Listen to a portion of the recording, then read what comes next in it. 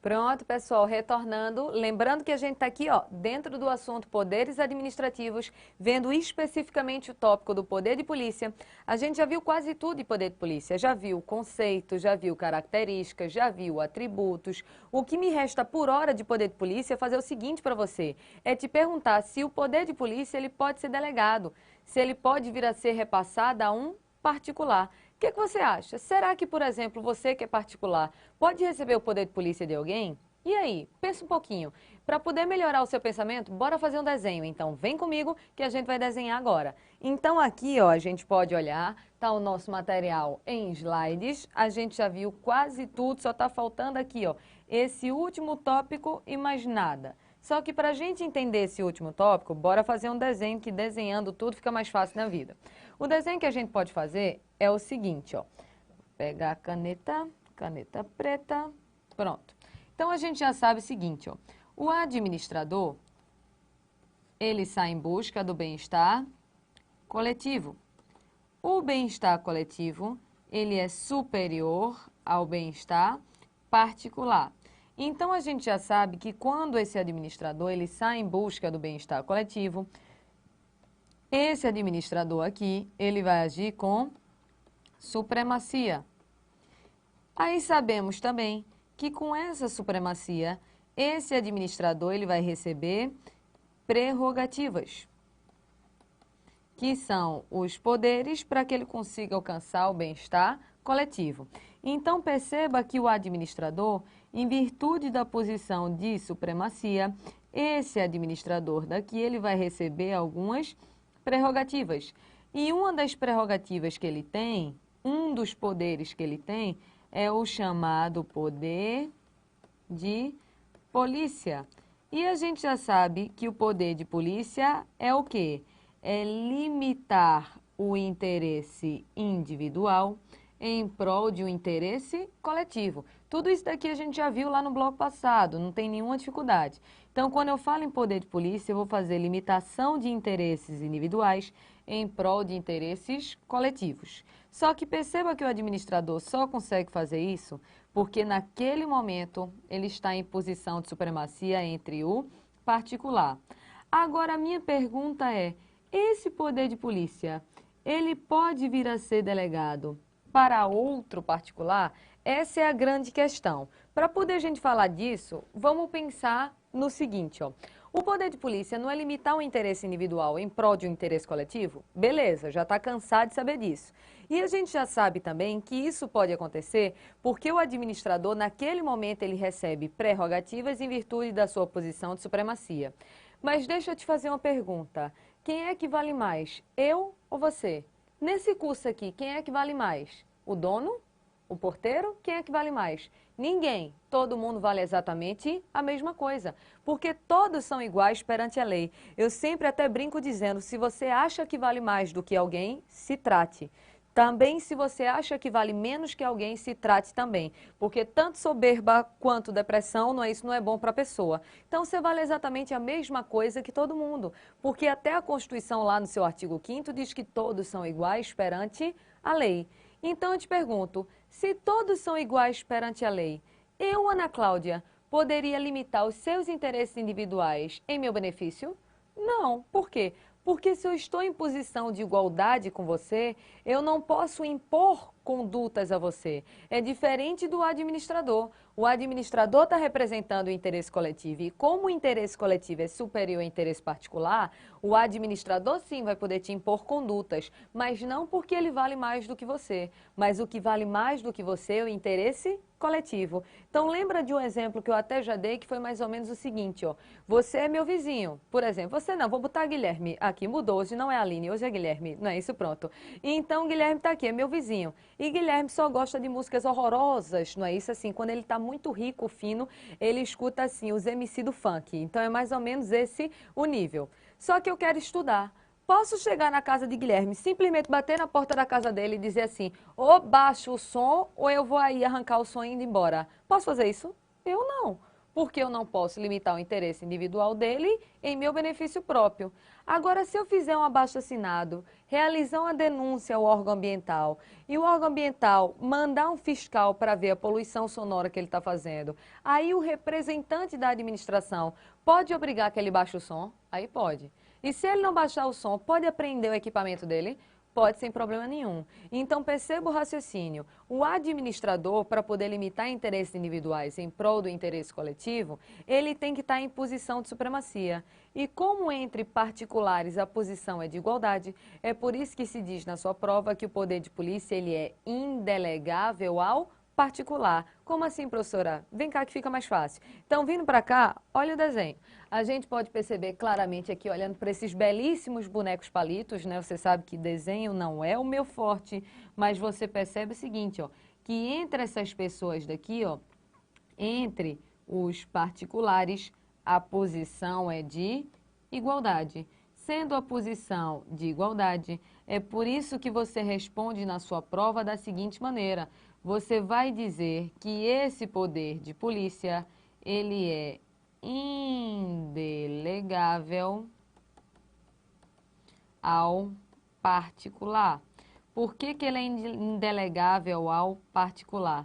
Porque entre os particulares a posição é de igualdade. E para existir poder de polícia, tem que existir posição de supremacia.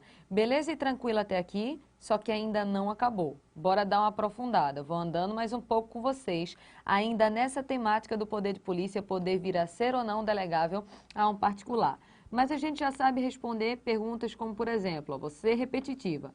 O poder de polícia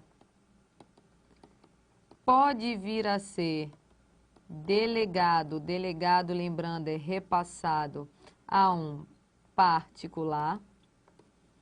Poder de polícia pode vir a ser delegado, repassado a um particular. Você já sabe o seguinte, ó, a sua resposta seca para efeito de prova é o quê? Não.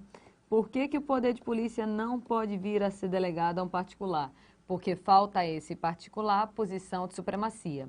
Só que você estudando por um livro de um autor chamado de Celso Antônio Bandeira de Melo, é um livro assim mais acadêmico, ele não é indicado para os concursos que a gente está desejando, tá certo, pessoal? Mas Celso Antônio, ele diz que o poder de polícia, ele não pode ser delegado ao particular, salvo, vou botar aqui a exceção dele, no caso específico do comandante, salvo no caso específico do comandante de navio. Como seria isso? Vamos entender a seguinte lógica. Perceba que a gente já falou que o poder de polícia ele não pode vir a ser delegado, ele não pode ser repassado a um particular. Mas aí vem um livro de um autor chamado Celso Antônio Bandeira de Melo. É um livro muito bom, mas é de difícil leitura. Não é indicado para o concurso que a gente está querendo, de forma alguma. Ele é mais para um mestrado, não é isso, ou para um concurso de juiz e assim por diante. Mas dentro do livro dele, ele diz que apesar do poder de polícia não poder ser delegado ao particular, ele pode ser delegado a um comandante de navio. Qual foi a lógica dele? O navio, pensa comigo, é uma coisa muito doida. É como se fosse uma cidade no meio do nada. Não tem administração, não tem polícia, tem ninguém lá dentro para te acudir. Então, se acontece qualquer coisa, a ordem maior parte de quem? Isso, parte do comandante. Só que o comandante daquele navio, ele é um particular. Só que apesar de ser particular, por falta de administração pública ao redor, acaba que ele tem o poder de tomar as maiores decisões. Então vem Celso Antônio Bandeira de Melo e diz que o comandante de navio ele tem poder de polícia. Só que no livro dele ele só fala em comandante de navio. E é claro que a jurisprudência incluiu outro tipo de comandante. Comandante de quê, pessoal? Muito bem, você provavelmente respondeu avião, só que vamos falar de uma forma ampla, comandante de aeronave. Vem comigo anotar que eu já volto. Então, vindo para cá, ó, entra tanto o comandante de navio, como entra o comandante de aeronave. Comandante de aeronave. E pessoal, só entre a gente, porque a gente já é íntimo, né? Já tem uma relação de amizade, porque já tem várias aulas. Mas deixa eu contar uma história de comandante de aeronave. Teve um fato que passou no jornal que era mais ou menos assim, ó. Casal briga em voo e o comandante do avião desvia da rota e faz pouso forçado em Salvador. A notícia foi só assim. Aí eu fiquei pensando, mas por que que o avião desviou a rota e foi para outro canto do nada? Aí tinha um aluno meu que era comissário, que conhecia a comissária que estava no avião e me contou tudo. Estão percebendo aonde foi a fofoca? Pronto. A história foi a seguinte, eu vou até encenar para vocês. Tava lá um casal saindo de lua de mel, lua de mel. Aí o rapaz saiu, foi no banheiro, sei lá o quê. Aí a moça que acabou de casar pegou o celular dele e começou a olhar. Minha filha, a lua de mel já estava paga. Para que olhar? Não é isso? Tem coisa que é melhor você não perceber. Mas ela começou a olhar. Quando começou a mexer no celular, viu, não é isso, que ela era a titular, mas ele tinha diversas filiais. Resumindo, era corna, coitada, muito corna. E estava tudo documentado lá no celular. Aí quando ele voltou, não é isso, ela fez, o que é isso daqui? Claro que ela deve ter falado com alguns palavrões que não cabem nesse momento, mas ela fez, o que é isso daqui? Aí ele fez, por que que você está mexendo no meu celular?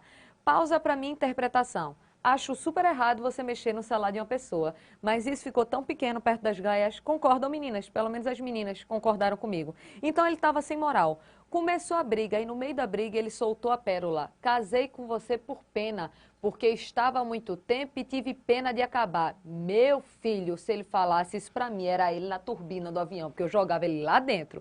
Aí ela deu nele. Quando ela deu nele, ele deu nela. E tu sabe que avião é aqui, né? Você viaja no enlatado.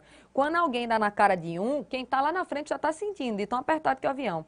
Aí ficou uma baixaria. O que que o comandante da aeronave do avião disse? Separa os dois e os dois vão viajar amarrados. Literalmente, minha gente. Botou um de cada lado. Lacrou, provavelmente lacrou a boca também, né? Senão eles iam ficar se xingando. Deve ter ficado assim no voo, né? Com ódio um do outro. O voo mudou da rota, parou em Salvador, só para retirar os dois e tirar daquele voo. Perceba, o comandante daquele avião teve poder de polícia? Teve, porque ele limitou vários interesses individuais, mas em prol de uma segurança coletiva. Então, naquele momento, ele teve o poder de polícia. Só que caiu seco na sua prova, você vai dizer que o poder de polícia ele é indelegável ao particular. Mas aí tem um plus, que pode ser algo que você esteja pensando. Vem comigo no desenho. Então, vindo para cá, você vai perceber o seguinte, ó. Existe o poder de polícia em si, mas além do poder de polícia em si, você vai ter que visualizar o seguinte, ó. Existem os atos preparatórios ao ato de polícia, ato preparatório, e ainda existe o ato sucessivo ao ato de polícia. Então, existe ato preparatório e existe ato sucessivo. Tanto o ato preparatório quanto o ato sucessivo podem sim ser delegados ao particular. Perceba, o que eu não posso delegar ao particular é o poder de polícia em si. Mas posso sim delegar atos preparatórios, posso sim delegar atos sucessivos. Como assim, professora? Não estou entendendo muita coisa dessa parte. Mas vamos devagarzinho. Vê só. Ato preparatório é fácil. É aquilo que vem antes do poder de polícia acontecer. Aí deixa eu te dar o exemplo que tem em todo o livro para poder facilitar a sua vida. Você não sabe que fiscalização de trânsito, por exemplo, tem aquela barreira eletrônica.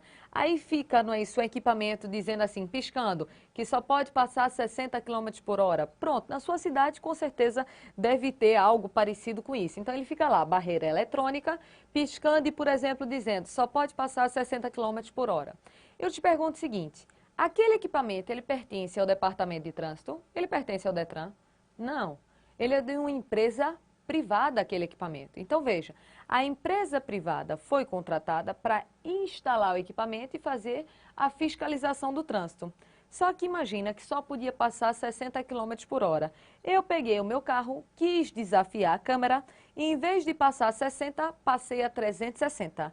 Se a câmera conseguir, vai bater a foto. Aqui está a foto do meu carro. Está aqui a foto, passando a 360 km por hora. Eu te pergunto, a foto não foi tirada por uma empresa privada? Foi, porque foi uma empresa privada que tirou a foto de eu passando acima da velocidade permitida. Mas a empresa privada, de posse dessa foto, já pode me multar? Não, a empresa privada ela não pode me multar. O que ela pode fazer? Pode enviar aquela foto para o Detran, para que o Detran me aplique a multa. Estão percebendo o caminho? Quando o Detran me aplicar a multa, o Detran está exercendo o poder de polícia? Tá. Agora, quando aquela foto foi tirada por uma empresa privada, não é isso? E veio a ser contratada pelo Departamento de Trânsito, aquilo ali era poder de polícia? Não. Aquilo ali era ato preparatório para o ato de polícia, ou seja, aquela empresa privada fazendo a fiscalização, ela só prepara para que posteriormente o poder de polícia ele venha acontecer. Até porque não é a empresa privada que vai te multar. Aqui em Pernambuco a gente diz que vai te caboetar, não é isso? Mas para o sul você fala em X9, né? Entregar a pessoa. Então é literalmente isso, ela simplesmente faz a denúncia e o órgão responsável vai tomar as providências cabíveis. Isso é o ato preparatório, que pode sim ser delegado ao particular, como por exemplo atos de fiscalização. E ato sucessivo, imagina o seguinte, aqui estava o carro, aqui está o carro. Aí o carro está estacionado em local proibido. O agente de trânsito chegou, multou e deu a ordem para rebocar. O agente de trânsito está exercendo poder de polícia? Tá. Só que aí veio o guincho para rebocar. O guincho pertence ao Detran ou é terceirizado? Terceirizado. O guincho é de uma empresa privada, não é isso, que é contratada para pegar o carro das ruas e levar para o depósito. Então veio o rapaz do guincho, pegou o carro e levou lá para o depósito do Detran. Eu te pergunto, essa empresa privada do guincho, o que ela está exercendo é poder de polícia? Não. Poder de polícia já aconteceu, que foi a multa, que foi a ordem de rebocar. O que essa empresa privada está fazendo é um ato meramente sucessivo, ou seja, é uma decorrência daquele poder de polícia que já existiu. Então perceba claramente essa diferença. O poder de polícia em si, ou seja, a punição em si, não é isso? O ato de limitação em si, ele não pode ser delegado ao particular. Agora, atos materiais como fiscalização, não é isso?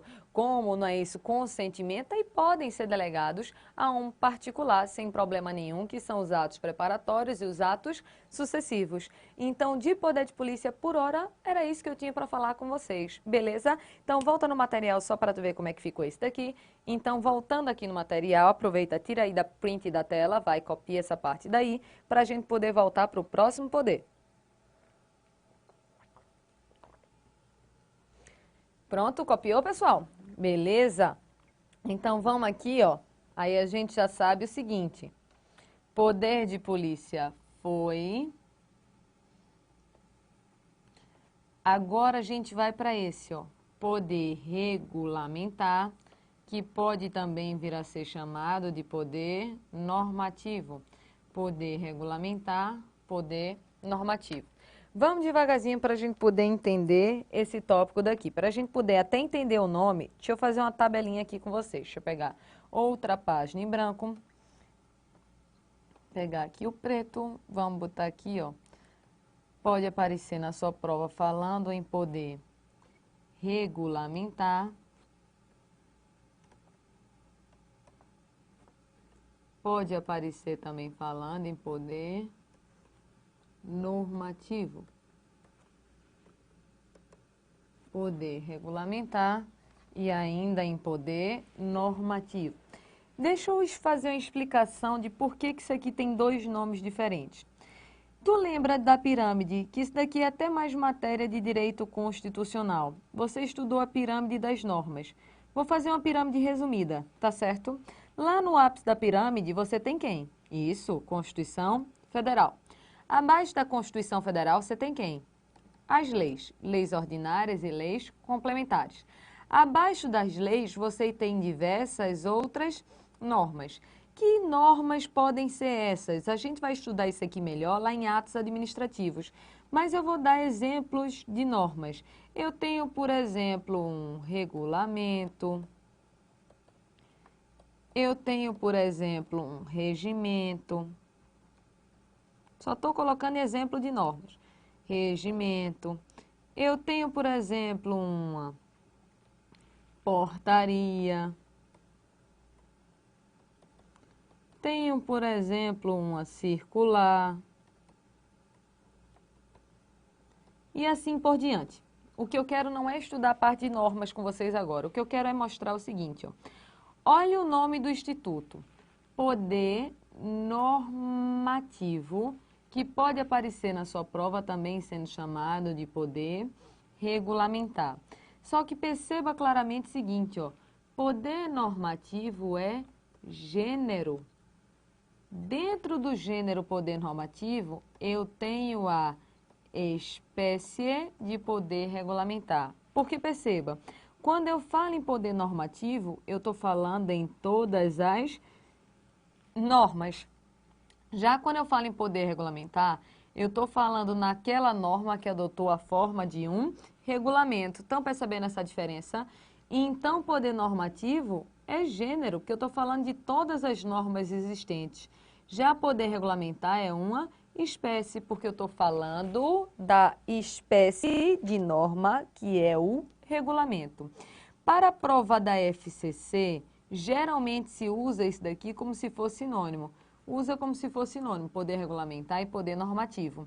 Mas em prova do CESP eu já vi dizendo que enquanto poder normativo é gênero, poder regulamentar é espécie. Certo ou errado? Certo, como você pode perceber por esse desenho. Eu quis fazer essa divisão daqui inicial, não é tão comum cair em prova de concurso, fazendo a diferença de poder regulamentar, fazendo a diferença de poder normativo. Isso aqui não é comum de cair em prova de concurso, mas vai que aparece bem na sua.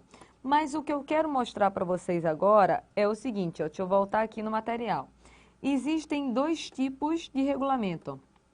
Existe o regulamento executivo e existe um outro que é o chamado regulamento autônomo. Regulamento executivo e regulamento autônomo. Vou logo dizer uma coisa para vocês.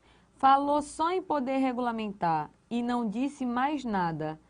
Tenha certeza que ele está falando do regulamento executivo, porque esse regulamento executivo aqui, ele é completamente a regra, ele é a regra. Falou só em poder regulamentar, só poder normativo, você vai pensar nesse regulamento executivo e vai decorar essa frase daqui, ó. O poder regulamentar, na forma de regulamento executivo, serve para dar fiel execução à lei. Professora, não estou entendendo muito bem essa parte, né, de regulamento, de norma, de fiel execução da lei. Mas você vai entender de uma maneira muito simples. Eu vou desenhar com vocês. Primeiro, entenda o seguinte. Poder normativo, poder regulamentar, até o nome está te ajudando, é porque a administração vai produzir algum tipo de norma. E nesse regulamento executivo daqui, essa norma vai ser produzida para dar fiel execução à lei. Aí tu diz, como assim? Vai ficar fácil, vem comigo. Então, vindo para cá, bora desenhar. Então, a gente tem aqui o nosso material e eu vou pegar aqui uma página em branco para a gente continuar fazendo desenhos. Deixa eu dar um exemplo aqui para vocês de uma lei que eu não sei se vai cair na sua prova, mas não é isso, é uma lei muito conhecida. Você com certeza conhece essa lei daqui, ó. Você conhece a lei de drogas. Professora, nunca estudei a lei de drogas, mas com certeza você sabe que existe, basta assistir jornal uma vez que você sabe, não tem problema nenhum. Não estou querendo que você estude a lei, só estou querendo saber que você, só estou querendo mostrar que você sabe que ela existe. Aí você sabe que no Brasil é crime você vender drogas. No Brasil é crime você vender drogas. Então, olha o raciocínio que eu vou fazer com vocês. No Brasil é crime vender drogas e você sabe, não é isso, que esse crime é chamado de tráfico de drogas. Imagina a seguinte situação. Deixa eu dar uma encenada aqui com vocês em relação a esse ponto daqui. Imagina o seguinte. Imagina que um belo dia, né? Deixa eu pegar aqui minha bolsa, lembrando que é ensinação, tá, pessoal? Não vai levar a sério o que eu tô fazendo, não. Então, imagine o seguinte, ó. Tô passeando com minha bolsa. Tá aqui a bolsa, tô dando uma passeada com ela. Aí, do nada, vem um policial e faz baculejo. Eu, eita, baculejo. Né? Isso lá vou eu passar pela revista. Aí, o policial pegou minha bolsa, começou a abrir Aí ele achou isso daqui, dentro da minha bolsa, achou isso daqui. Aí ele virou para mim e fez assim, não é isso? Doutora, o que é isso aqui na sua bolsa? Aí eu virei para ele e fiz assim, isso aqui é 3 quilos de cocaína para qualquer eventualidade, não se sabe quando vai precisar, né? Foi o que eu disse ao policial. Eu te pergunto, 3 quilos de cocaína, você é usuário ou traficante? Meu filho, vá cheirar 3 quilos de cocaína para você ver? É claro que não é usuário, né? 3 quilos de cocaína, você é traficante. Só para poder mostrar, tá, pessoal? Para não dizer que eu tô com droga, isso aqui é maquiagem, tá certo? Ó, batom, não é isso? É protetor, só para poder mostrar, não é isso? Não ficar nenhuma dúvida. Mas no exemplo, esse daqui era a cocaína, para vocês. Então eu tô aqui com 3 quilos de cocaína na mão, o policial tá na minha frente, achou na minha bolsa e eu tô dizendo que é minha mesmo. E 3 quilos é tráfico. Eu te pergunto, existindo a lei de drogas, só a lei de drogas, eu já posso ser presa em flagrante? Não. Aí digo, não? Como não? Como é que você não pode ser presa se você está com drogas na sua bolsa e em uma grande quantidade? Eu te digo que eu não seria presa se só existisse a lei de drogas. Sabe por quê? Aonde é que está escrito que cocaína é droga? Tá percebendo? Você pode rodar a lei de drogas íntegra, que em nenhum momento ela vai te dizer quais são as drogas. Sabe qual é o raciocínio? Quem fez a lei não tem o conhecimento técnico suficiente para poder descrever os componentes químicos de uma droga. Por exemplo, eu, Ana Cláudia, sou formada em Direito, eu não tenho a mínima ideia de o que é que compõe a cocaína, do que é que compõe o LSD, eu não tenho a mínima ideia, eu não sou formada na área de farmácia, eu não faço ideia do que é composto, eu só sei assim que o povo diz que é droga, mas saber o componente químico, eu não sei. Da mesma forma também não sabe os deputados e senadores que criaram a lei. Não estou dizendo que eles são burros, estou dizendo que eles provavelmente não são dessa área específica. Então, em nenhum momento da lei se diz o que é droga. Aí, o que aconteceu? Veio o Ministério da Saúde, por meio da Anvisa, e fez um regulamento descrevendo quais são os tipos de droga. Mais ou menos assim, ó, vem comigo no desenho. Então, vindo para cá, você observa da seguinte maneira. Depois da lei de drogas, foi feita uma outra norma. Essa norma foi feita lá pelo Ministério da Saúde, pela Anvisa, ou seja, foi uma norma produzida pela administração pública, simplesmente para dizer o que danado é considerado droga. Aí começou, não é isso, a se dar vários exemplos. Disse, por exemplo, que é droga, vou inventar, tá? Maconha, é droga, cocaína, é droga, LSD, é droga, o crack, é droga, sei lá, heroína, é droga, o êxtase, é droga, algumas bandas de brega, e saiu dizendo o qual, não é, isso é considerado droga. Ele fez uma lista. Aí eu te pergunto, agora, quando eu fui pega com cocaína na minha bolsa, perceba, cocaína é considerado droga. Vender droga é crime. Agora eu posso ser presa, sim ou não?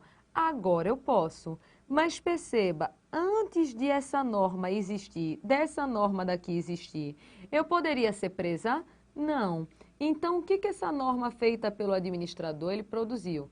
Ele possibilitou a execução à lei. O que é execução? É colocar em prática.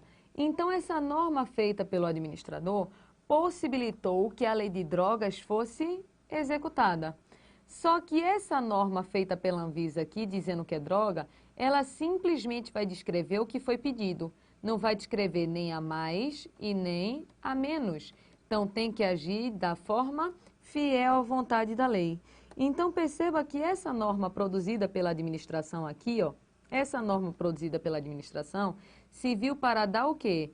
Fiel execução à lei, ou seja, fazer com que a lei de drogas pudesse vir a ser aplicada. Então, perceba a importância disso daqui.